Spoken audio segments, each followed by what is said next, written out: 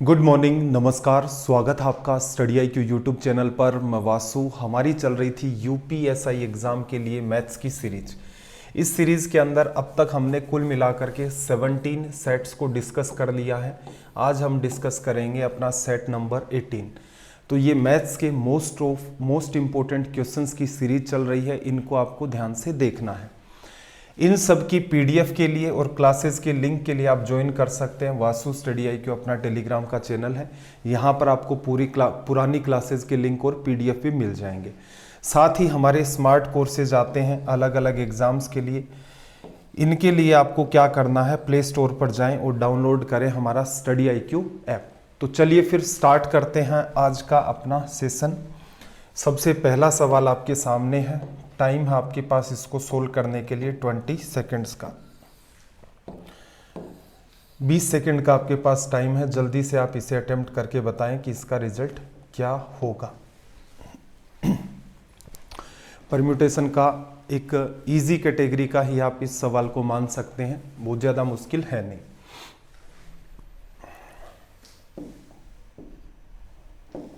चलो भाई देखना जरा इसने क्या कहा। इसने कहा कि 3 अंकों वाली ऐसी कितनी संख्याएं हैं जिनमें सभी अंक विषम हैं।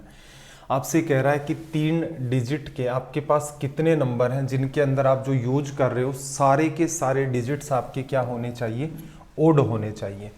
क्लियर है, all the digits are odd. तो यहाँ पर अगर आप देखोगे तो हमारे पास 0, 1, 2, 3 से लेकर 9 तक कुल मिलाकर के 10 डिजिट होते हैं, 10 अंक होते हैं। इनमें से अगर मैं बात करूं तो यहां पर हमारे पास ओड डिजिट है 1, 3, 5, 7 एंड 9। हमारे पास कुल मिलाकर के इतनी ही चॉइस होती हैं और हमें बनाना क्या है, 3 डिजिट का एक नंबर बनाना है। 3 डिजिट का बनाना है तो 3 वाला एक बॉक्स बनाओ। ये इसको सोल्व करने का सबसे ईजीएस्ट तरीका होता है। आपने बॉक्स बना लिया यहाँ पर।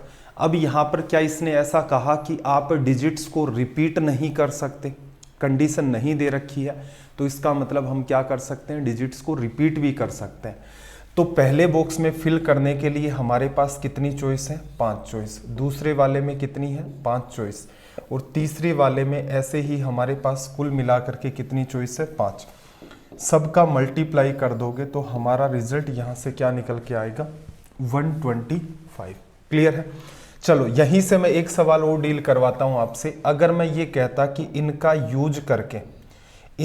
यूज करके आप कितने टोटल ओड नंबर्स क्रिएट कर सकते हैं, किसका यूज करके, इस वाले सवाल को मैं कंप्लीटली हटा रहा हूं। मैं आपके सामने सवाल ये रख रहा हूं कि आपको टोटल ओड नंबर्स क्रिएट करने हैं और कितने होने चाहिए, आपके 3 डिजिट के होने चाहिए।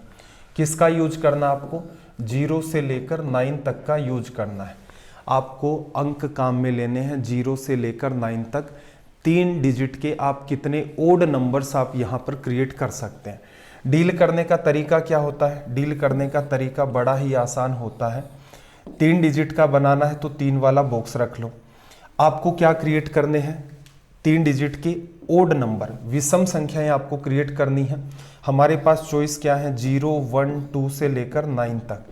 अब ऐसे सवालों में बस आपको एक ही बात ध्यान रखनी है कि यहाँ पर आपके पास क्या आना चाहिए, ओड। रीज़न क्या है, जैसे एक आपका नंबर है 173, ये आपका ओड है। 174 ये आपका ओड नहीं है। रीज़न यहाँ पर आपके पास इवन नंबर आ गया है या इवन डिजिट आपके पास आ चुका है। तो इसको फिल करने के तरीके कितने होंगे हमारे पास, या तो 1 रखेंगे या 3 या 5 या 7 या फिर 9, 5 चॉइस है। क्या यहाँ पर 0 आ सकता है, तो आप कहेंगे नहीं, क्योंकि अगर आपने ये बनाया 0, 1, 5 तो इसका मतलब क्या हुआ, इसका मतलब हुआ ये तो आपका 15 को ही रिप्रेजेंट करता है। क्लियर है। तो यहाँ फिल करने के लिए कितनी चॉइस है हमारे पास, 1 से लेकर 9 तक, 9 चॉइस यहाँ पर है। मिड में कितनी चॉइस है, मिड में कहोगे तो आप कहोगे कि सर 10 में से किसी को भी भर दो, मल्टीप्लाई कर दो, कितने आ जाएंगे, टोटल 450। तो इस टाइप की संभावनाएं बनती हैं। तो आपको क्या करना है, ऐसा कोई भी सवाल आपसे दे दे, कोई भी आपको सवाल दे दे, आप सिर्फ और सिर्फ बॉक्स बनाएं और जो कंडीशन दे रखी है उसको अच्छे से आप फुलफिल कर दें। तो एक सवाल ये भी हो सकता था। चलो भाई अगला सवाल आपके सामने है। सोल्व करने के लिए आपके पास कुल मिलाकर के 25 सेकंड का टाइम है, जल्दी से आप इसको अटेम्प्ट करें कि बताएं कि इसका रिजल्ट क्या होगा।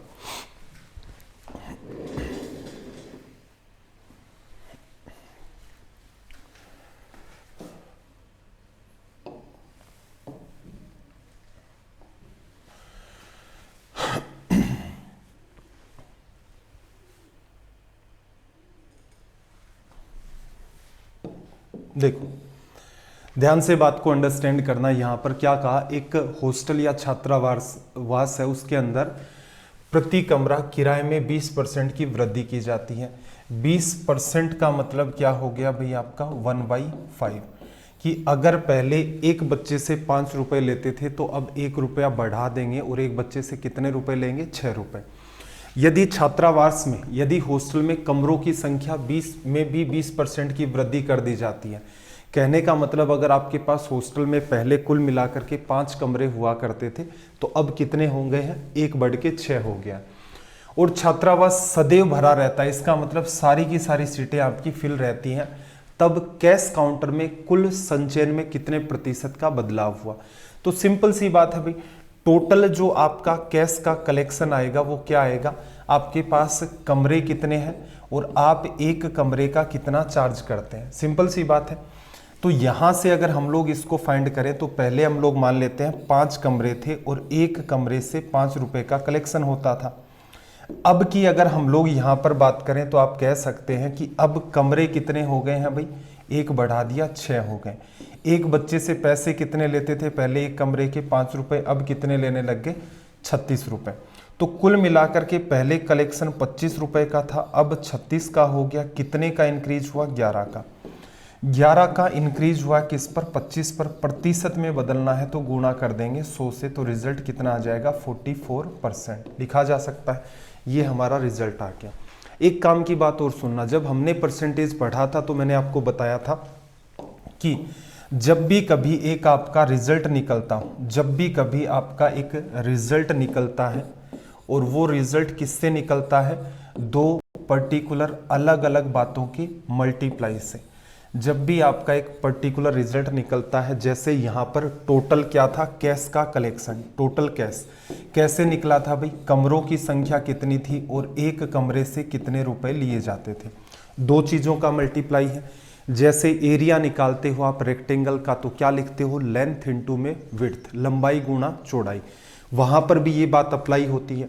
अगर मैं बात करूं जैसे आपसे सिनेमा की, सिनेमा के अंदर भी क्या होगा, टोटल कलेक्शन कैसे आएगा कि नंबर ऑफ ऑडियंस कितने थे, दर्शकों की संख्या कितनी थी, साथ ही एक दर्शक से कितने रुपए लिए जा रहे थे, इस टाइप की संभावना। ऐसे ही अगर हम लोग किसी कंपनी की बात करें, किसी कंपनी की अगर मैं आपसे बात करूं कि कंपनी का कुल खर्चा सैलरी की फॉर्म में कितना होगा, तो आप कहेंगे कि कंपनी में कितने लोग काम कर रहे हैं और हर व्यक्ति को आप कितने रुपए दे रहे हो। तो जब भी कभी ऐसे केसेस आपको दिखें तो ये पैटर्न किसको फॉलो करता था, सक्सेसिव वाले को। सक्सेसिव का फॉर्मूला क्या था आपका भाई, x plus Y plus X into में y अपॉन में 100%, ये इसका रिजल्ट निकल के आता था। तो यहां पर भी सेम टू सेम वो बात हम लोग अप्लाई कर सकते हैं। तो आप क्या कह सकते थे, 20 प्लस x की वैल्यू 20, y की वैल्यू 20, 20 गुणा 20 400 बटा में 100। तो ये रिजल्ट आपका कितना दे देता, 44% लिखा जा सकता है। क्या आप इस सवाल को माइंड में कर सकते थे, बिल्कुल कर सकते थे माइंड में। माइंड में कैसे करते, 20 प्लस 20 प्लस 20 इंटू 20 अपॉन 100, तो कितना आ गया, 40 प्लस 4 44%। तो कुछ कुछ पार्ट होते हैं जिनको आपको ध्यान रखना है। सबसे ज़रूरी बात यह है कि आपको एक ऐसा तरीका पता हो कि आपको मैथ्स के अंदर बहुत ज़्यादा डीप नॉलेज नहीं भी है तो भी आपका सवाल सोल्व हो, जैसा कि हमारा मेथड नंबर फर्स्ट था। और दूसरी इंपॉर्टेंट बात यह है कि आप उसे स्पीड से कैसे करेंगे, इस बात का भी आइडिया हो। चलो भाई, अगले सवाल के लिए अगेन आपके पास 25 सेकेंड का टाइम है। जल्दी से आप इस क्वेश्चन को अटेम्प्ट करके बताएं कि इसका रिजल्ट क्या होगा। ठीक है, इंपॉर्टेंट सवाल में इसको आप कंसीडर कर लेना। 25 सेकेंड का आपके पास यहां पर टाइम है।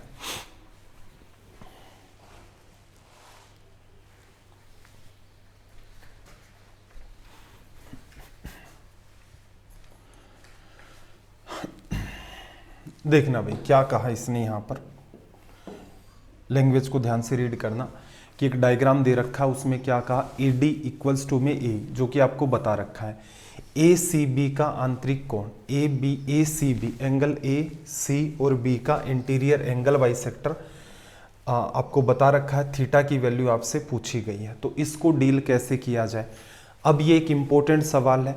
अब इनमें आप बस ध्यान इस बात का रखना कि जब भी कभी किसी ट्राइंगल में दो साइड आपकी इक्वल हो जाती हैं तो दो आपके एंगल भी इक्वल होते हैं।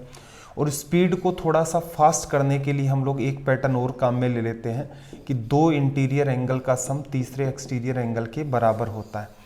ये कुछ बेसिक सी प्रॉपर्टी हैं जिनके बारे में हम लोग पहले ही चर्चा कर चुके हैं ज्योमेट्री वाले सेक्शन के अंदर। अब इस बात को अप्लाई करते हैं।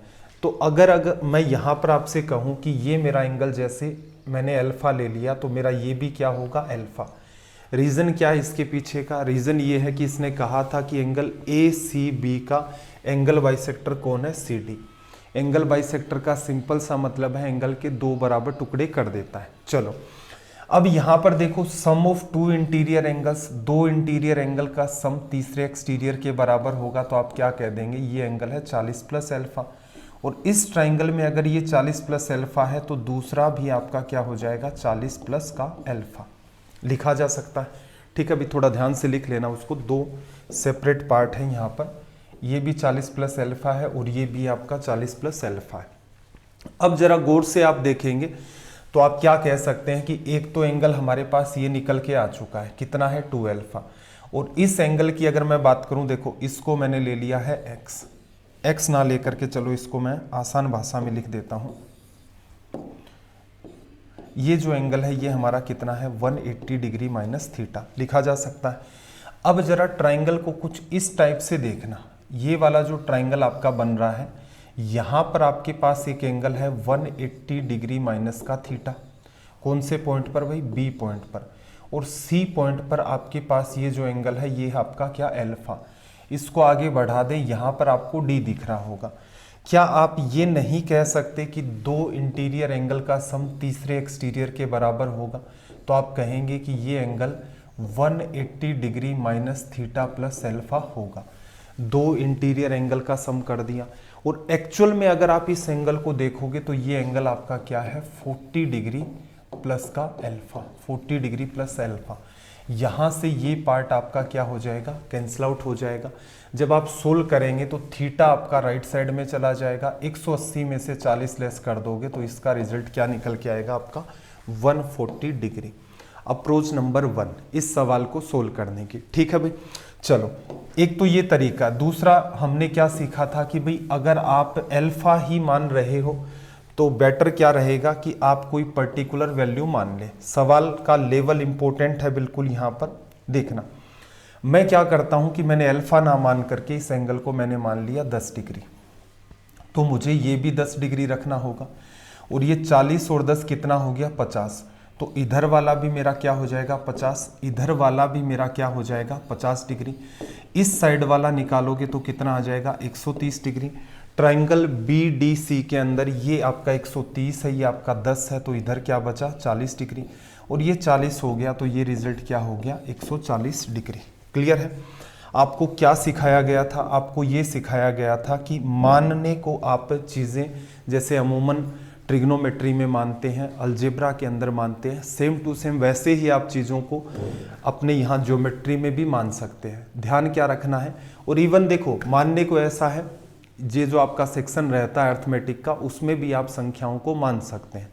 इंपॉर्टेंट बात यह है कि आप किसी भी कंडीशन को डिस्टर्ब नहीं करेंगे। एक बार रिमाइंड करवा देता हूं, मानते टाइम क्या ध्यान रखना है, किसी भी कंडीशन को डिस्टर्ब नहीं करेंगे। जैसे ये आपका एंगल बाइसेक्टर है, तो यहां पर क्या रखना आपको, दोनों ही एंगल की वैल्यू इक्वल। ठीक है। दूसरा, किसी भी आप प्रॉपर्टी को डिस्टर्ब नहीं करेंगे, प्रॉपर्टी को डिस्टर्ब नहीं करेंगे। जैसे प्रॉपर्टी क्या हो गई, ये हमारे पास ट्राइंगल है, इसका एक एंगल ये, एक एंगल ये, एक एंगल ये, तो यहाँ पर इसके तीनों एंगल्स का जो सम है वो कितना होना चाहिए, 180 डिग्री। ठीक है भाई, ऐसा संभव है। और मानने का एक चरम मैंने आपको ये बताया था कि भाई ऐसे जब सवाल आप मान करके करते हो, बेस्ट क्या, किसी को 0 ले लो। जैसे मैंने इसको 0 लिया तो मुझे ये भी 0 लेना पड़ेगा। ये 40 प्लस 0 की वजह से ये 40 आएगा, ये भी 40 आएगा, ये एंगल मेरा 140 आ जाएगा। ये कितना बचेगा 40, तो इसको सोल्व करोगे 140 डिग्री। तो ऐसे छोटे छोटे पार्ट्स हैं। पहले मैं आपको हर जगह के ऊपर ये बात ड्रिल करवाता हूँ कि इस सवाल को सोल्व करने का जो बेसिक कॉन्सेप्ट है वो क्या है। दूसरी इंपॉर्टेंट बात ये हो जाती है कि ऐसे सवालों को अगर आप स्पीड से डील करना चाहेंगे तो अप्रोच क्या है।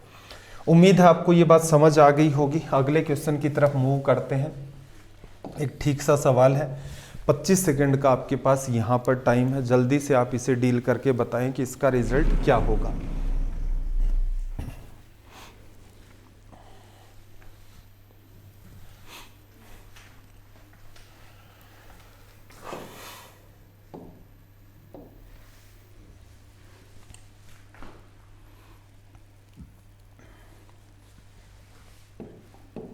देखो, थोड़ा ध्यान से देखना इस बात को।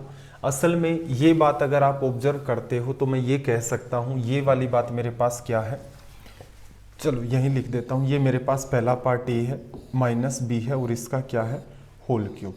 ये फॉर्मूला आपको पता होगा, क्या लिखते हो, ए का क्यूब माइनस बी का क्यूब प्लस 3ab स्क्वायर और माइनस 3a²b। ठीक है, ये लिखा जाता है यहाँ पर। अब यहाँ पर जब आप इसको डील करेंगे इसी फॉर्मूले के थ्रू, जब आप ब्रेक करेंगे तो आपका रिजल्ट क्या देगा, ये पहली टर्म का क्यूब, पहली टर्म का क्यूब क्या होता है 8y³। ठीक है, फिर दूसरी टर्म माइनस का 5, तो इसका क्यूब करोगे तो माइनस का 125 प्लस क्या लिखोगे 3 इंटू में फर्स्ट टर्म इंटू में सेकेंड टर्म का स्क्वायर, तो 3 इंटू में आपने लिखा पहली टर्म 2y और सेकेंड टर्म का जब आप स्क्वायर करेंगे तो कितना आ जाएगा 25। फिर असल में क्या करना होता है, 3 इंटू में फर्स्ट टर्म का स्क्वायर इंटू में सेकेंड टर्म, तो ये माइनस है तो इधर माइनस क्रिएट कर देता है। 3 इंटू में पहली टर्म का स्क्वायर करोगे तो 4y² आ जाएगा, और दूसरी टर्म की वजह से आपका माइनस का यहाँ पर क्या मेंटेन हो जाएगा 5 लिखा जा सकता है। ये आपके पास हो गया, बेसिक सा नॉलेज आपको चाहिए था। इसमें आपसे बस एक छोटी सी बात पूछ रहा था कि भाई y का जो कोफिशिएंट है वो क्या होगा। यहाँ y नहीं है, y का क्यूब है, यहाँ पर भी y नहीं है, y आपके पास क्या है यहाँ पर इस टर्म में। अगर आप इसे गौर से देखेंगे तो आप पाएंगे कि y इंटू में ये कितना बन रहा है 3 गुणा 2 6, 25 गुणा 150 लिखा जा सकता है। कोफिशिएंट का मतलब सिंपल सा है कि y के अलावा जो भी बात यहाँ लिखी हुई है वो सारी की सारी y का कोफिशिएंट है। तो आपका रिजल्ट यहाँ से क्या आ गया 150। अगर आपकी फॉर्मूलों पर कमांड ठीक है तो मेरे ख्याल से ये लिखने की नीड नहीं थी, और भी ज़्यादा अगर आपकी कमांड ठीक है, आपने प्रॉपर मैनर में ध्यान रख रखे हैं फॉर्मूले, तो आप सीधा क्या कहते हैं, आप कहते सर y चाहिए, तो पहली टर्म के क्यूब में भी नहीं आता है, दूसरी टर्म के क्यूब में भी नहीं आता है, फिर 3a², इसका स्क्वायर करोगे तो y² आएगा, इसमें भी नहीं आएगा, फिर किस में आएगा 3a मतलब आपका 2y और इंटू में आपका b² कितना हो गया भाई 25। y के अलावा जो कुछ भी है, y के अलावा जो कुछ भी है वो y का कोफिशिएंट या फिर गुणांक है। मल्टीप्लाई में चारों चीज़ें हैं तो इन तीनों का मल्टीप्लाई करके लिखोगे तो रिजल्ट क्या दे देगा 150। किस चीज़ की नीड हुई भाई आपको सिर्फ a प्लस बी और a माइनस बी का होल क्यूब पता होना चाहिए। वो कंपलसरी भी है क्योंकि वो आपके अलजेब्रा का पार्ट भी होता है। चलिए भाई नेक्स्ट क्वेश्चन आपके पास है, सोल्व करने के लिए अगेन आपके पास 25 सेकंड का टाइम है। जल्दी से आप इसको अटेम्प्ट करके बताएं कि इसका रिजल्ट क्या होगा।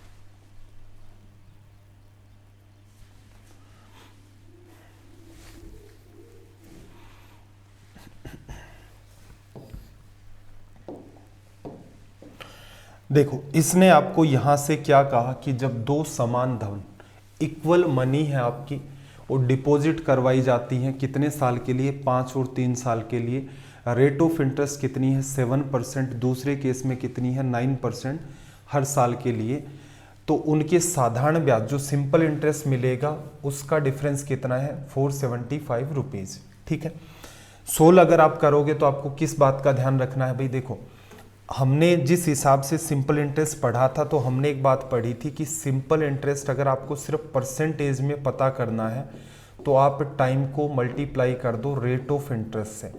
कहने का मतलब जैसे पहला केस है उसके अंदर समय 5 साल है, हर साल सिंपल इंटरेस्ट आपको 7% मिलेगा, तो कुल मिलाकर के 35% आपको साधारण ब्याज मिल जाएगा। सेकंड केस में आपके पास टाइम कितना है 3 साल का, रेट ऑफ इंटरेस्ट कितनी है 9%, तो 3 साल में आपको ब्याज कितना मिलेगा 27%। प्रिंसिपल आपका क्या होता है, प्रिंसिपल आपका हमेशा ही 100% होता है। इन दोनों का अगर आप अंतर ऑब्जर्व करेंगे, डिफरेंस इनका जब आप ऑब्जर्व करेंगे तो कितना आपका 8%। ठीक है भाई, 8% की अगर आप वैल्यू देखें तो कितनी है 475 रुपीज। अगर 1% की वैल्यू निकालोगे तो अपोन में कितना आ जाएगा आपके पास 8, और अगर आपको 100% की वैल्यू चाहिए तो क्या कर दोगे आप मल्टीप्लाई बाई 100 लिखा जा सकता है। अब इसे हम लोग कर लेते हैं सोल्व। क्या अज्यूम कर लेते हैं, ऐसे अज्यूम कर लेते हैं कि यहाँ पर आपके पास 2 जीरो लगे हुए हैं, डिवीजन करें 8 गुणा 5 आपका कितना हो गया 40, 7 बच गया 75 हो गया, तो 8 गुणा में 9 आपके पास क्या हो गया 72, 3 आपके पास बच चुका है, एक जीरो यहाँ वाला आ गया, 30 में डिवीजन करोगे 3 बार, 593 वाला जो पार्ट है वो कौन सा है सिर्फ ये वाला। तो यहाँ से हमने सीधे सीधे दिमाग लगाया कि आगे सोल्व करने की नीड है नहीं। एग्जाम अप्रोच पर आ जाते हैं। एग्जाम अप्रोच के ऊपर देखो, अगर साधारण ब्याज नहीं पढ़ा है किस बच्चे ने इस तरीके से, तो क्या करें यूट्यूब पर जाए, सर्च करें simple interest by Vasu sir, आपके सामने लेक्चर्स आ जाएंगे, तो आप इस तरीके से पढ़ें। फ़ायदा क्या होगा, एग्ज़ाम हॉल में सीधे डील करोगे कि 5 के हिसाब से 5 साल में 7% के हिसाब से 35% और 3 इयर्स में 9% के हिसाब से 27% इंटरेस्ट मिला। दोनों का डिफरेंस 8% था। असल में डिफरेंस कितना है 475 रुपये। 475 रुपये बताता है 8% को, 1 की वैल्यू अपोन में 8 आपको चाहिए 100%। तो एग्ज़ाम में आपको इतना सा सोल्व करना था। और एक काम की बात और सुनना कि एग्ज़ाम में थोड़ा बहुत जब कैलकुलेशन हल्की फुल्की आपकी बढ़ी जा रही हो, आप कुछ पार्ट सोल्व कर लेते हो, तो ऑप्शन पर आपको ज़रूर निगाह रखनी चाहिए, जिससे कि आपके अगर 10 सेकंड भी बचते हैं तो भी एक बहुत अच्छी बात है। उम्मीद है ये बात आपको समझ आ गई होगी। अगला सवाल आपके सामने है, सोल्व करने के लिए अगेन आपके पास 25 सेकंड का टाइम है। पैरेलल लाइन का कॉन्सेप्ट आपको पढ़ाया जा चुका है, एक बार ट्राई करें।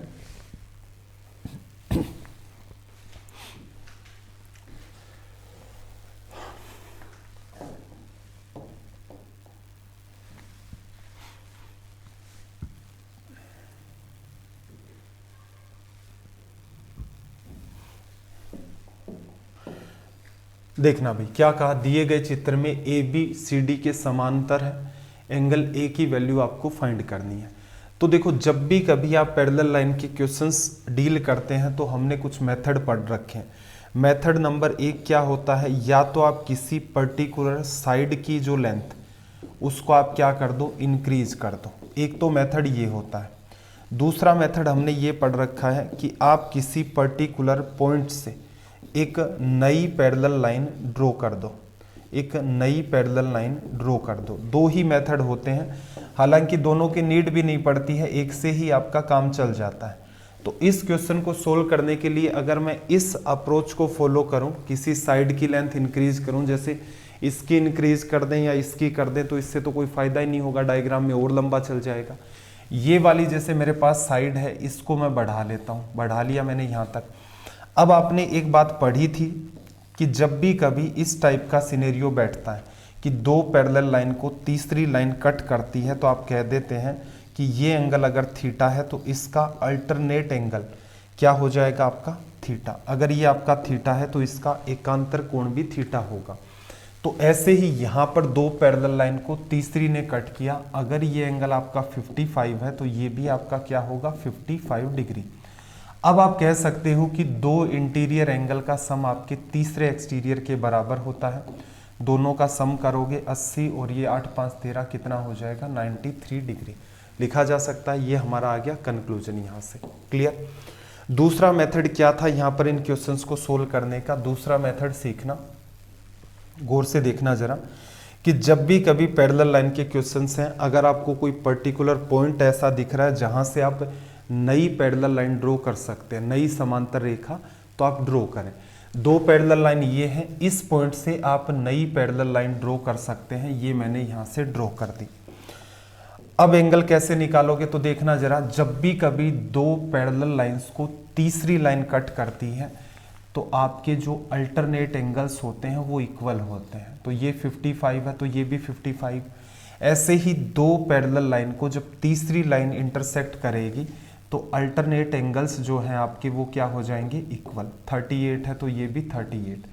अब आप कह सकते हो कि ये जो हमारा कंप्लीट एंगल था, ये वाला जो कंप्लीट एंगल है, ये दोनों के एडिशन से बना है। ऐड कर दो, रिजल्ट कितना आ जाएगा? 93। तो ये छोटे छोटे पार्ट्स हैं, इनको आपको बार बार रिवाइज करवाना है। जैसे किसी बच्चे को ये वाली बात पता है और एक ये छोटे से पार्ट में ये बात पता है, तो मेरे ख्याल से आप इजी वे में इन सारे के सारे क्वेश्चंस को डील कर सकते हैं। कुछ भी रटने की नीड नहीं है। कुछ बच्चे हालांकि पैरेलल लाइन में ट्रिक बना लेते हैं। चलो भाई, आपके सामने मैंने दो सवाल रखे हैं, तो सबसे पहले तो आप ऊपर वाला सोल्व करोगे। 20 सेकेंड का आपके पास टाइम है। पहले आप ट्रिग्नोमेट्री वाले सवाल को डील करके बता दो क्या रिजल्ट होगा, फिर नीचे वाले को देखते हैं।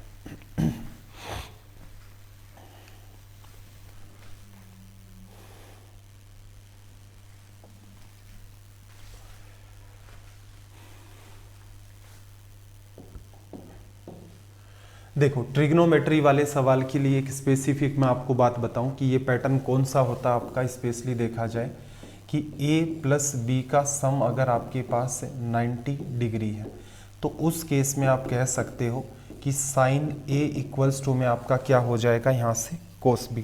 या फिर आप लिख सकते हो साइन a इक्वल्स टू में 1 में सेक b। या फिर आप इसका मल्टीप्लाई कर दोगे तो यहाँ से साइन a इंटू में क्या आ जाएगा? सेक b इक्वल्स टू में आपका 1 लिखा जा सकता है। ऐसे ही ये बात अगर आप कन्वर्ट करते यहाँ से कि कोस को कोस पड़ा रहने देते हैं और इसको लिख लेते हैं 1 कोसेक a इक्वल्स टू में भी आपका क्या मेंटेन हो जाता? कोस b। और 1 इक्वल्स टू में ये इधर चला जाएगा तो आप कह सकते हैं कोस b इंटू में कोसेक a। 2 या 3 सेशन पहले मैंने इसी सीरीज के अंदर आपको ये वाली बात एकदम डिटेल में बताई थी कि इसके कौन से जो रिजल्ट हैं वो कैसे आपको ध्यान रखने हैं। इसे जब सोल्व करोगे तो आप गौर से देखना, यहाँ से आपके पास क्या है? कोस है और ये कोसेक है। और इन दोनों का अगर आप यहाँ से सम करते हैं, दोनों का अगर आप सम करोगे तो कितना आ जाएगा? 43, 47, 90 डिग्री। तो ये पूरी की पूरी बात है, ये किसको रिप्रेजेंट करेगी? 1 को। तो इसको हटा दो फिर यहाँ से।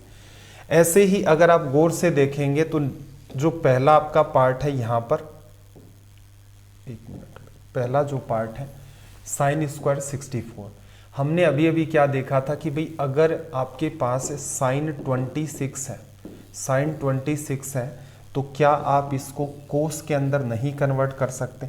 दोनों का सम क्या होना चाहिए आपका? 90 डिग्री होना चाहिए, तभी आप इक्वल लिख सकते हो।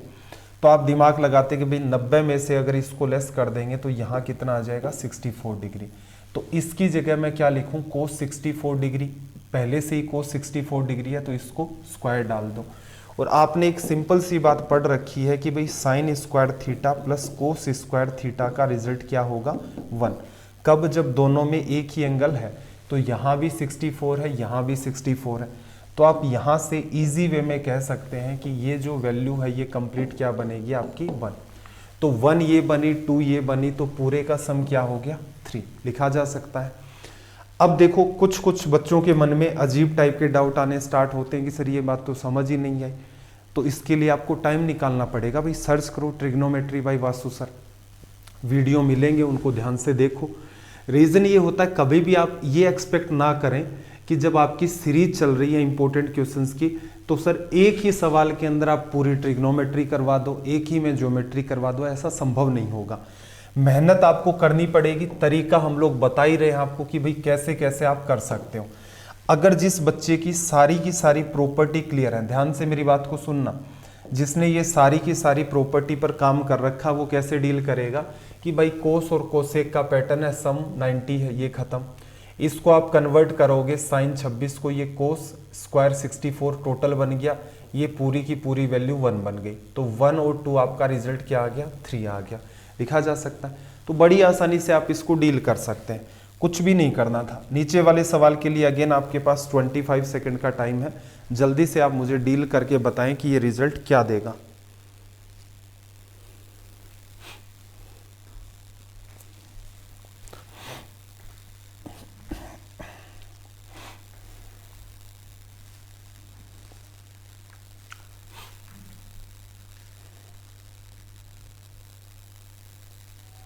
देखो बड़ा ही आसान सवाल था, कुछ खास था नहीं। अगर आप डील करते तो देखो इसकी वैल्यू कितनी हो जाएगी भाई, इसकी वैल्यू √81 की हो जाएगी 9, और फिर यहाँ पर इसके साथ मल्टीप्लाई में कौन है 9, 9 × 9 अगेन 81 बना, तो इस पूरे की वैल्यू अगेन क्या निकल के आ गई 9, प्लस यहाँ पर कितना मेंटेन हुआ 40, 49 का अंडर करोगे तो 7। एकदम बच्चों जैसा ही सवाल हो गया ये वाला। तो सीधे सीधे क्या आपको इतना कुछ लिखने की नीड थी? मेरे ख्याल से इतना सब आपको लिखने की नीड थी नहीं। यहाँ पर आप सीधे सीधे यहाँ पर क्या डील कर देते,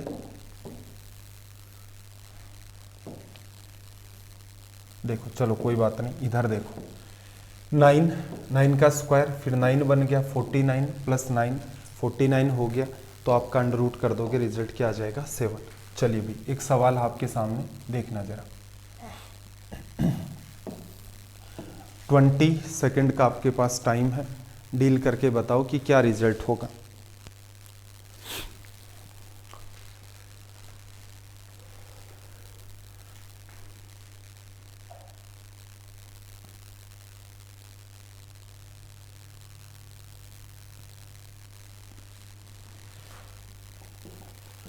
देखो क्वेश्चन आपका क्या कह रहा है, क्वेश्चन ने आपसे कहा कि ए और बी एक काम को 45 डेज और 40 डेज में पूरा कर सकते हैं। एक साथ इन्होंने काम स्टार्ट किया है, ए ने कुछ टाइम बाद काम छोड़ दिया, बी ने 23 दिन में शेष कार्य पूरा किया। ए ने कितने समय बाद काम छोड़ दिया? ठीक है, उन्होंने क्या किया, एक साथ काम स्टार्ट किया, ए ने कुछ समय बाद काम छोड़ दिया, बी ने रिमेनिंग वर्क को पूरा किया कितने दिन में, 23 दिन के अंदर।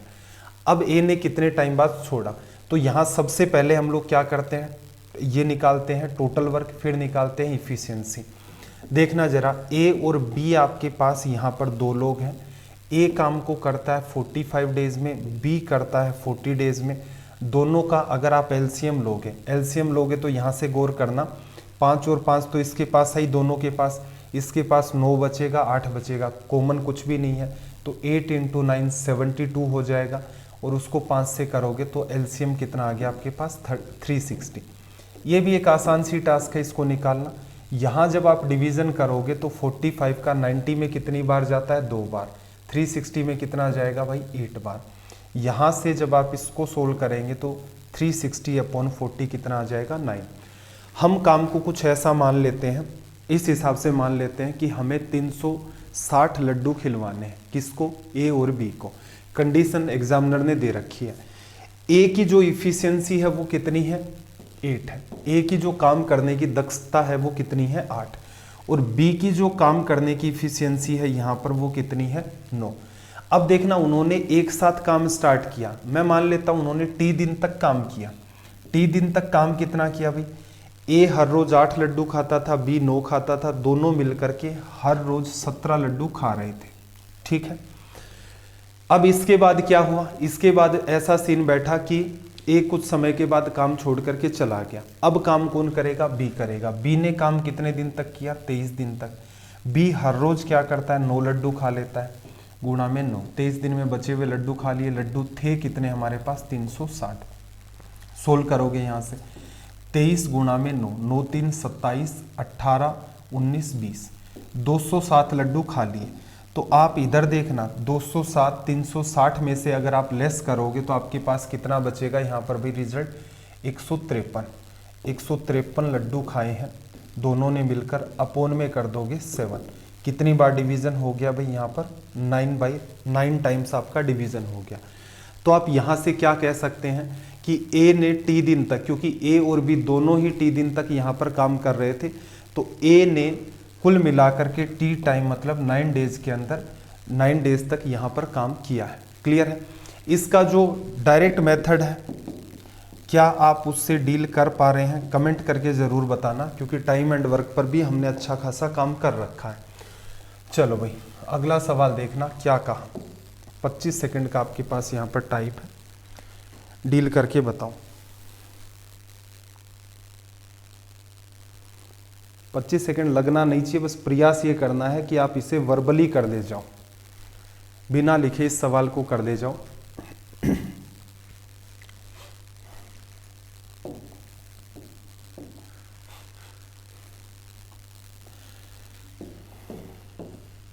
देखो क्या कहा, समद्विबाहु त्रिभुज आइसोसेलेस आपके पास ट्राइंगल है, इक्वल जो साइड है उनकी लंबाई कितनी है 15 सेंटीमीटर, उन दोनों भुजाओं के बीच का एंगल कितना है 90 डिग्री। 90 डिग्री आपका हो गया एंगल। ये साइड कितनी 15, ये कितनी 15। ट्राइंगल का जब आप एरिया निकालते हैं तो क्या लिखते हैं 1/2 बेस इंटू में हाइट। बेस आपने 15 ले लिया, हाइट इसकी 15 हो गई। एग्जाम में क्या करते भाई 1/2 15 इंटू में 15 डिवाइड बाई 2 हो गया। ठीक है, तो 15 का स्क्वायर कितना आ गया 225, 2 का कर दिया डिवीजन। इस क्वेश्चन को सोल्व करने के लिए आपको पेन तक चलाने की नीड नहीं थी। रीज़न, ये सवाल इतना आसान है कि आपकी इमेजिनेशन का भी पार्ट है। ठीक है, जो सवाल हम लोग कर रहे हैं ध्यान रखना एग्जाम के हिसाब से कर रहे हैं। ऐसा नहीं है कि सारे के सारे क्वेश्चन ही एग्जाम में हार्ड आ जाते हैं या सारे इजी आ जाते हैं, तो हर लेवल को मेंटेन करते हैं। आपके पास अगले क्वेश्चन को डील करने के लिए अगेन 25 सेकंड का टाइम है। जल्दी से आप इसको करके बताएं कि क्या रिजल्ट होगा।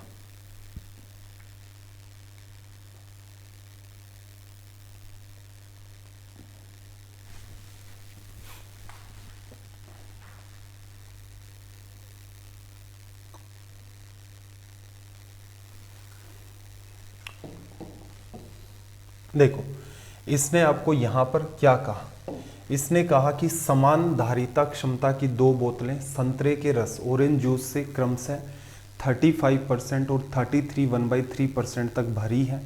वे सेब के रस से पूरी भरी जाती हैं, फिर दोनों बोतलों की सामग्री को एक दूसरे बर्तन में खाली कर दिया जाता है। मिश्रण में सेब के रस का प्रतिशत आपको बताना है। यहाँ पर कुछ लैंग्वेज में मार्क करने हैं। इसने कहा समान धारिता, ये सबसे इम्पोर्टेंट पार्ट है। ठीक है, और फिर इनको खाली करके एक दूसरे बर्तन में, एक अलग से बर्तन है उसके अंदर इनको खाली किया जाता है। इतनी सी इम्पोर्टेंट बात है। अगर मैं 35% को लिखना चाहूँ, पहली जो मेरे पास बोतल है 35% लिखना चाहूँ तो 35 अपॉन में क्या आएगा 100, 5 से कैंसिल आउट करोगे तो रिजल्ट क्या देगा 7 अपॉन में 20। कि अगर पहली बोतल की साइज 20 लीटर है तो उसके अंदर ऑरेंज का जो जूस है वो कितना है 7 लीटर। अगर मैं सेकंड बोतल की बात करूं, दूसरी बोतल की अगर हम बात करें 33 1/3% किसको बताता है 1/3 को। अगर 3 लीटर की बोतल है तो उसमें 1 लीटर आपका क्या हो गया संतरे का जूस। अब काम की बात सुनना, इसने तो ये कहा था कि दोनों की साइज सेम करनी है। आपने तो एक को 20 लीटर लिया, एक को 3 लीटर लिया, तो इजी क्या रहेगा 20 और 3 का एलसीएम 60, तो आप इसको क्या करो 20 से मल्टीप्लाई कर दो। तो क्या हो गया, ये 60 लीटर की बोतल है, 20 लीटर इसमें जूस हो गया किसका ऑरेंज का। इसको भी आप क्या करोगे, जैसे 60 बनाना है तो इसको कर दो ऊपर नीचे 3 से मल्टीप्लाई। इससे फायदा क्या होगा, पहले केस में जो बोतल आपने ली है वो भी 60 लीटर की है, दूसरे केस में जो बोतल ली है वो भी आपकी कितनी है 60 लीटर की। पहली बोतल में 21 लीटर आपके पास क्या है ऑरेंज जूस, दूसरी में आपके पास 20 लीटर ऑरेंज जूस। इन दोनों को एक तीसरी बोतल में या बर्तन में खाली किया जाता है और इसके अंदर आपको सेब का रस बताना है कि जितना पार्ट आपका ऑरेंज था बचे हुए पार्ट को उसने भरा है किससे एप्पल जूस से। सोल्व कर लें, आसान सा काम है। दोनों बोतलों को अगर आप तीसरे बर्तन में खाली भी करेंगे तो 60 और 60 कितने लीटर हो जाएगा तीसरे बर्तन में 120 लीटर। ठीक है, पहली बोतल के अंदर अगर आप देखोगे तो 21 लीटर क्या है आपके पास, 21 लीटर आपके पास ऑरेंज है, ऑरेंज का जूस, और इसमें कितना है 20 लीटर। तो कुल मिलाकर के दोनों बोतलों के अंदर अगर आप ऑरेंज जूस देखेंगे तो वो कितने लीटर का है, 41 लीटर। बचा हुआ पार्ट क्या है, बचा हुआ पार्ट आपका एप्पल का जूस है। दोनों बोतलों को मिला दिया गया है, 120 लीटर हो गया। 41 आपके पास ऑरेंज मेंटेन है, 120 में से 41 को लेस करोगे 40 चला जाएगा 80, एक और लेस कर दोगे तो कितना आ जाएगा 79। ये किसको बताता है, एप्पल। इसी का परसेंटेज बताना है तो मल्टीप्लाई कर दो यहाँ पर 100 से। इसे सोल्व करेंगे, ये इससे कैंसिल आउट हो गया 5 बार, यहाँ पर आपके पास 6 बार। मल्टीप्लाई करोगे 9 गुणा 5 आपके पास 45, 35 और 4 39 डिवाइड बाई 6। 6 बार डिवीजन चला गया 3, 6 5 5 और 6 65, 5/6% आपका यहाँ से क्या हो गया, रिजल्ट। क्लियर है। एक तरीका तो आपके पास इन सवालों को डील करने का ये वाला हो जाता है। ठीक है, एक दूसरा तरीका और डिस्कस कर लेते हैं हम लोग यहाँ पर। दूसरा तरीका अगर आप यहाँ पर डिस्कस करोगे तो उसमें क्या ध्यान रखना है कि जैसे पहली बोतल है वो भी 1 लीटर की है, दूसरी वाली भी आपकी क्या है, 1 लीटर की। ठीक है, तो कुल मिलाकर के दोनों को अगर आप एक तीसरे बर्तन में खाली करेंगे तो उसकी कैपेसिटी कितनी आ जाएगी, 2 लीटर की। अब 1 लीटर वाली जो बोतल है इसमें हम लोगों को क्या फाइंड करना है, एप्पल फाइंड करना है कि एप्पल का जूस कितना है। तो आप कहोगे कि भाई इसके अंदर अगर आप गौर से देखेंगे तो 35% तो ऑरेंज है, तो रिमेनिंग का आपके पास कितना बचेगा, 65%, वो आपके पास क्या हो जाएगा, एप्पल जूस। दूसरे वाली बोतल 1 लीटर की है, उसका 1/3 पार्ट तो आपके पास क्या मेंटेन है, 1/3 हिस्सा उसका मेंटेन है ऑरेंज से, तो 2/3 पार्ट आपका ये हो जाएगा। इतने लीटर आ गया, परसेंटेज में बदलना है, मल्टीप्लाई बाई कर दो 100। ये छोटे छोटे काम है, कैलकुलेटिव नेचर के जो आपके सवाल होते हैं उनमें ये बातें पता है तो आप इजीली कर ले जाओगे। सोल्व करोगे तो देखना 100 का मल्टीप्लाई करोगे परसेंटेज खत्म कर देगा, 100 का करोगे इसको बना लिया आपने 200। एलसीएम देखना जरा आपके पास कितना आ गया, यहाँ से 3 आ गया। 3 को 60 से करोगे 180, 195 200 में ऐड करोगे तो 395 डिवाइड बाई कितना आ जाएगा, 6, 2 है ही, 3 नीचे आ जाएगा। 6 6 36, 6 5 30, 5/6% आपका यहाँ से क्या निकल के आ गया, रिजल्ट। लेकिन ये तरीके कोई भी वैल्यू मान करके आप इन सवालों को डील कर सकते हो। आप कहोगे सर मैं 3 लीटर मानूंगा, उससे भी हो जाएगा। आप 5 लीटर मानोगे, उससे भी हो जाएगा। आप x लीटर मानोगे, उससे भी हो जाएगा। आपके पास 2 सवाल हैं यहाँ पर। पहले सवाल को आप डील करके बताएं। आपके पास कुल मिलाकर के 25 सेकंड का टाइम है, फिर हम लोग दूसरे वाले सवाल पर चर्चा करेंगे।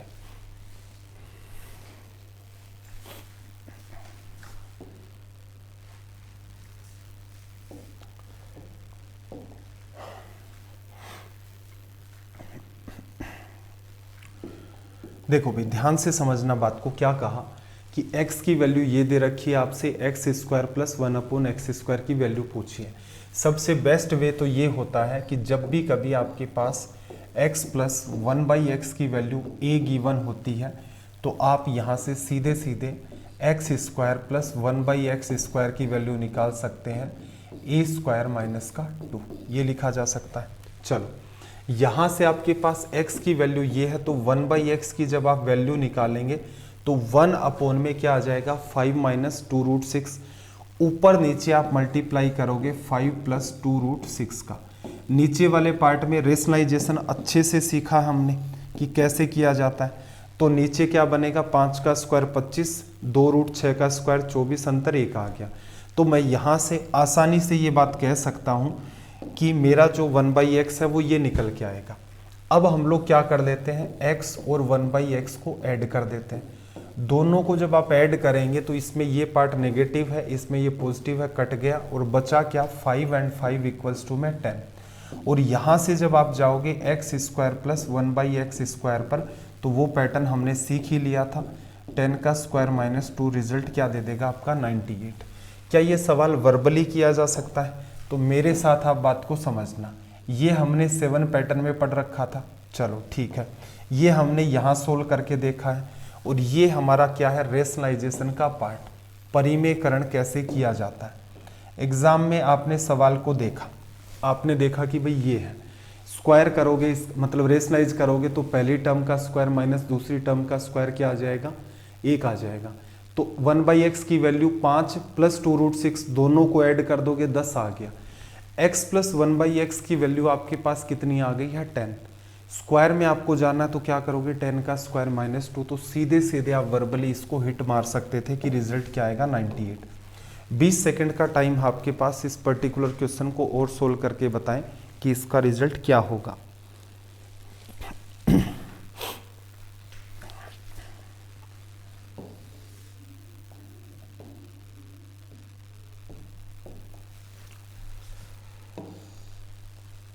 देखना भाई क्या कहा इसने आपसे कहा कि यहाँ पर लार्जेस्ट नंबर जो सबसे बड़ी संख्या है वो बतानी है।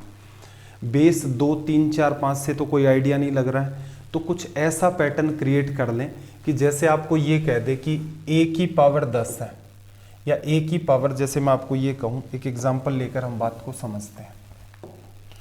जैसे आपको मैं ये कहूँ कि a की पावर 3 है और b की भी पावर 3 है और c की भी पावर 3 है, और आपसे मैं पूछूं कि भाई इसमें से बताओ सबसे बड़ी वैल्यू या सबसे छोटी वैल्यू क्या होगी, तो आप कहेंगे सर ए बी सी में से जो भी बड़ा होगा उसका रिजल्ट बड़ा आएगा, और जो भी वैल्यू आपकी सबसे छोटी होगी उसका रिजल्ट छोटा आएगा। जैसे मैं आपको ये कह दूं कि 5 की पावर 3, 7 की पावर 3 और 11 की पावर 3 में कौन बड़ा है, तो आप देखते ही कह दोगे कि सर सबकी पावर सेम है, तो ये जो नंबर है आपका ये क्या हो गया सबसे बड़ा, और ये नंबर आपका क्या हो गया सबसे छोटा। सेम टू सेम बेस में से आप कुछ भी कॉमन नहीं ले सकते, तो यहाँ पर आपको डील करना है पावर के साथ। 50 40 30 और 20 है, तो इनका अगर आप HCF लोगे तो क्या आएगा 10। तो आप इस नंबर को ऐसे समझो कि ये 2 की पावर 5 है और उसकी पावर कितनी है 10। इसको समझो 3 की पावर 4 और उसके बाद कितना आपके पास 10। इसको समझोगे तो 4 की पावर 3 और उसकी भी पावर 10, क्योंकि ये तो मल्टीप्लाई हो जाती है वापस 30 बन जाएगी। ये 5 की पावर आप लिखोगे 2 और पावर क्या लिखोगे 10, और सिंप्लीफाई करोगे 2 टू दी पावर 5, 2 गुणा 2 4, 4 गुणा 4 16, और ये कितना आ गया 32 की पावर 10। ये कितना आ गया 81 की पावर आपके पास 10, 4 गुणा 4 गुणा 4 64 की पावर 10, और ये 25 की पावर यहाँ से 10 मेंटेन हो गई।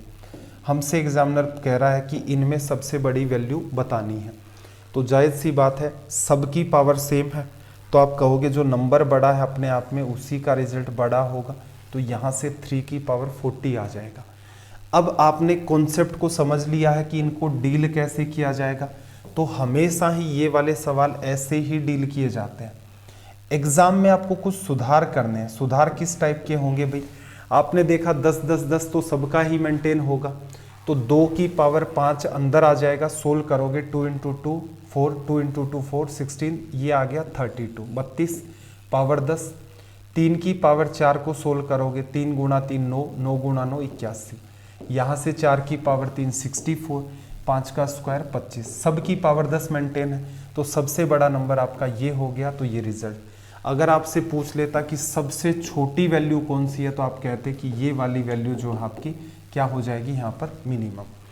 तो आपको क्या करना है, पहले तो चीज़ें सीखनी है, ट्रिक नहीं बनानी है किसी भी चीज़ की, वाहियात काम है ट्रिक, क्योंकि भूल जाओगे एग्जाम हॉल तक पहुँचते पहुँचते। संभावना है एक ऐसी, चीज़ों को पहले अंडरस्टैंड करें, अंडरस्टैंड कर लिया है तो देखें कि कैसे आप चीज़ों को गायब कर सकते हैं। नंबर ऑफ स्टेप्स को रिड्यूस करना है।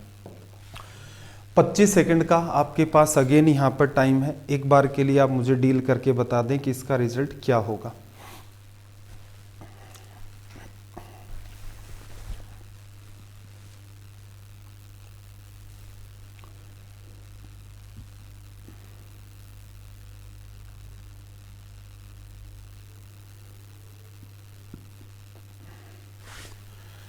देखो इस पर्टिकुलर क्वेश्चन को अंडरस्टैंड करना जरा, इसने क्या कहा है यहाँ पर।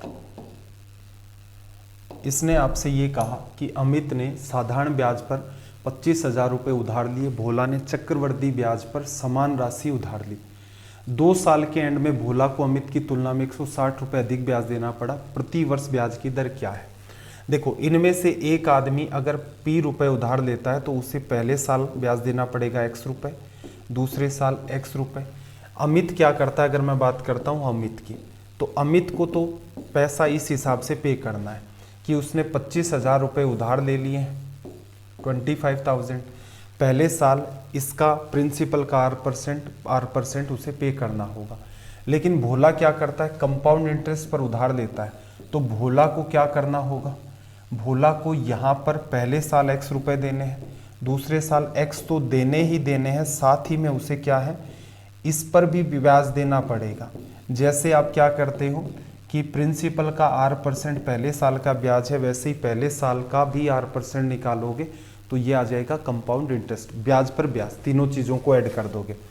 ये रिप्रेजेंट करता है आपका सिंपल इंटरेस्ट को, और ये पूरा का पूरा रिप्रेजेंट करता है कंपाउंड इंटरेस्ट को। ये जो वाला गैप उसने दिया है ये किसको बताता है, CI माइनस SI को। काम की बात ये है कि इस सवाल को ऐसे ना पूछ करके वो ये कह देता कि 25,000 रुपये का 2 साल का जो कंपाउंड इंटरेस्ट है और सिंपल इंटरेस्ट है उसका अंतर 160 रुपये है, तो आप रेट ऑफ इंटरेस्ट बता दो। लेकिन एग्जामिनर क्या करता है, जानबूझ करके लैंग्वेज को घुमाने का प्रयास करता है कि ऐसे पूछ लूँ, ये दे दूँ, ये दे दूँ, लैंग्वेज में करता है काम। आपको अगर ये बात पता है कि असल में ये सवाल इतना सही है कि 25,000 रुपये के 2 साल के CI और SI का जो डिफरेंस है वो कितना है, 160 रुपये, तो आप सीधे ही 25,000 का r% निकालते, उसका r% निकालते और आपका क्या निकल के आ जाता, CI माइनस SI। तो ऐसे क्वेश्चंस को डील करने के लिए हमने जो एग्जाम अप्रोच सीखी है वो क्या है, आप सीधे सीधे लिखते कि भाई 25,000 आपका पैसा है, उसका आप एक बार r% निकालोगे, फिर आप उसका r% निकालोगे, तो आपके पास जो रिजल्ट आएगा वो कितना होगा, 160 रुपये। r% से काटोगे, ये 2 बार कैंसिल आउट हो गया। आगे जब आप सोल्व करोगे तो देखना जरा, 1 0 इसके पास है, यहाँ पर अपोन में 100 लिख लेता हूँ, 1 0 कट गया। 5 से काटोगे, ये 5 बार कैंसिल आउट हो गया, ये आपका 2 बार कैंसिल आउट हो गया। यहाँ से जब आप इसको सोल्व करोगे, 1 मिनट, हमने कोई गड़बड़ तो नहीं की है, ये इससे कैंसिल आउट हो गया, ये इससे कैंसिल आउट हो गया, 2 r% का r%, ठीक है। ये 5 से आप काटोगे तो यहाँ पर आपका कितना कट के आया है, 3 बार, 2 बार, तो आप कह सकते हैं r² की जो वैल्यू है वो कितनी है, 64। तो यहाँ से हम लोग r की जो वैल्यू है वो लिख देंगे कितनी, 8%। 1 मिनट, हाँ क्या गड़बड़ की भाई हमने, 25,000 रुपये उसने उधार लिए, 160 डिफरेंस आया, 25,000 के r% का r% हमारा होता है। चलो कोई ना कोई कैलकुलेशन मिस्टेक की है, जल्दी से मैं इसको डील करके बता देता हूँ एक बार फिर से, होनी तो नहीं चाहिए थी मिस्टेक, देखना जरा।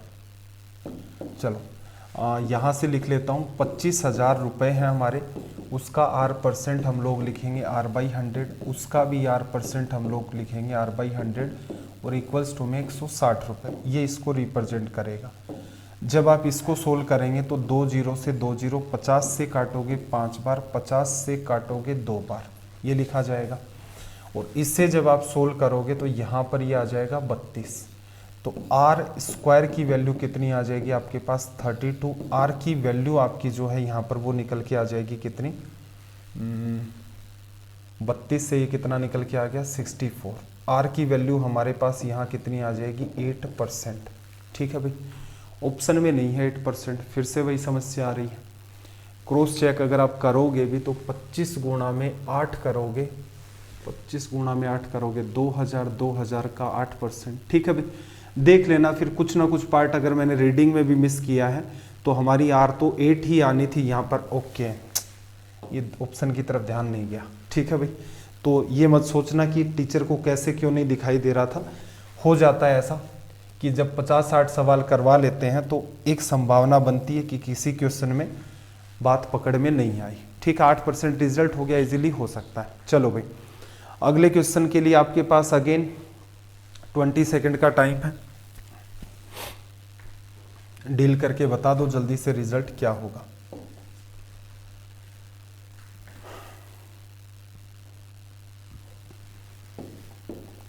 चलो देख लेते हैं।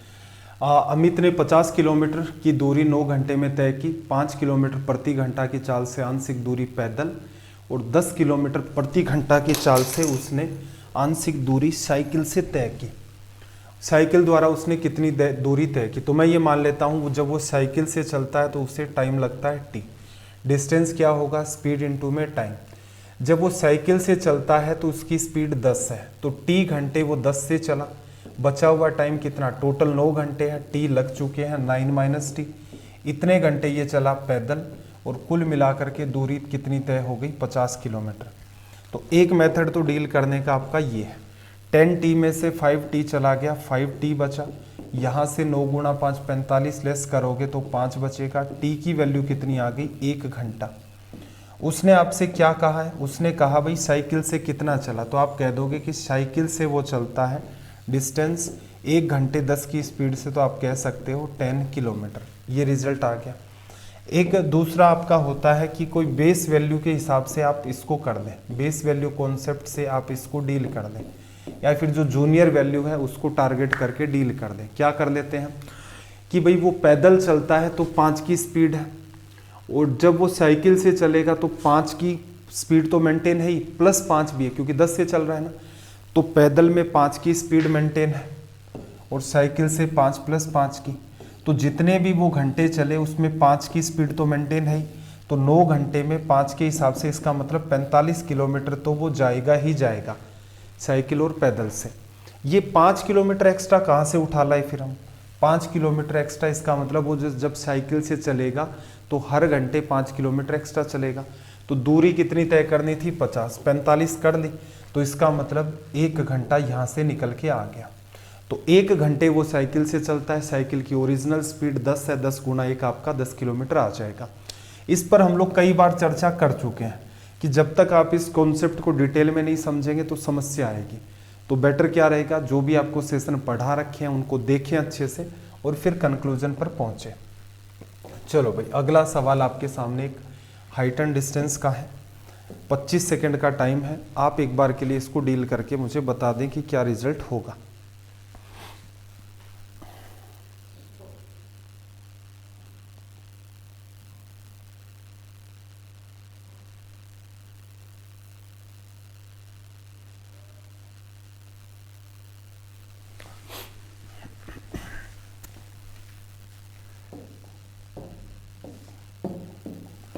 देखो, इसने आपसे क्या कहा, किसी टावर की छाया में 10 मीटर की वृद्धि हो जाती है जब सूर्य का उन्नयन कोण 45 डिग्री से 30 डिग्री हो जाता है।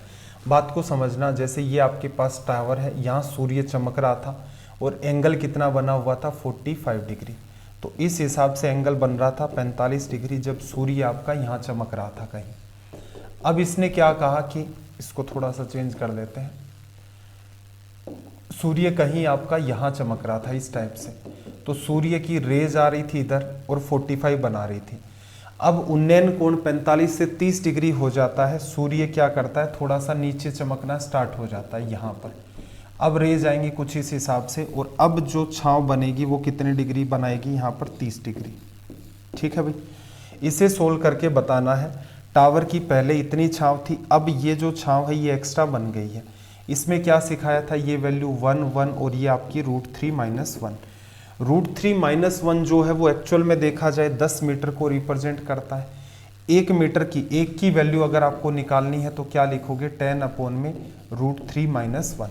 सिखाया जा चुका है। अगर सेशन नहीं देखा और अगर आपको ये वाली बात नहीं पता है तो चैप्टर आपको पढ़ना पड़ेगा। अदरवाइज आप कहोगे कि हम तो ऐसा करते ही नहीं थे एग्जाम के, तो एग्जाम के लिए आपको सीखना पड़ेगा ना, अगर कोई बेहतर तरीका है तो। इसको रेशनलाइज करना भी आपको सिखाया था। नीचे क्या क्रिएट होगा, √3 + 1 से ऊपर नीचे गुणा कर दोगे तो नीचे इसका स्क्वायर माइनस इसका स्क्वायर 2 बनेगा, वो 2 इससे कटेगा, 5 √3 + 1। ये हमारा यहाँ पर क्या बन जाएगा, रिजल्ट। तो ये आज का हमारा सेशन था। इतने ही सवाल रखे हमने, लगभग 16 या 17 सवाल डिस्कस किए हैं। अब काम की बात सुन लो एक बार। काम की बात यह है कि इन सब की PDF के लिए आप ज्वाइन कर सकते हैं, हमारा टेलीग्राम का चैनल है वासु स्टडी IQ नाम से। क्लियर है, टेलीग्राम का चैनल है वासु स्टडी IQ नाम से। यहाँ पर आपको क्लासेस के लिंक और PDF मिल जाते हैं।